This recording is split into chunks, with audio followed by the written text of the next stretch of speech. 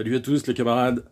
Alors comme vous savez, pour se déclarer gréviste, par exemple pour le 2 octobre qui arrive, nous autres salariés du transport, on est obligé de rédiger un mail et de l'adresser à notre direction 48 heures avant notre prise de service pour prévenir qu'on sera en grève ce jour-là. Hein, ça permet, entre guillemets, à la direction d'organiser le service minimum, c'est-à-dire de répartir les non-grévistes sur les lignes les plus utilisées.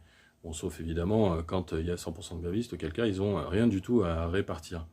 Alors pour rédiger le mail, cette fois-là, pour le 2 octobre, je me suis largement inspiré, j'ai même recopié le mail d'un de mes camarades du NPR révolutionnaire, qui, tout en prévenant sa direction qui sera en grève le 2 octobre, a apporté la précision quand même importante, hein, que le mail en question était conforme à la loi de 2007, elle-même promulguée par Nicolas Sarkozy et François Fillon, délinquants notoires, malfaiteurs, condamnés depuis par la justice. Hein, je cite le mail parce que ça vaut le coup quand même d'être remarqué.